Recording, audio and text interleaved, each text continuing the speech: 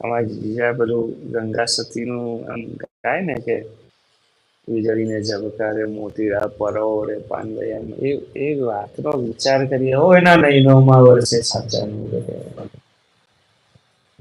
એટલે નૂર જોયા હોય એને ખબર પડે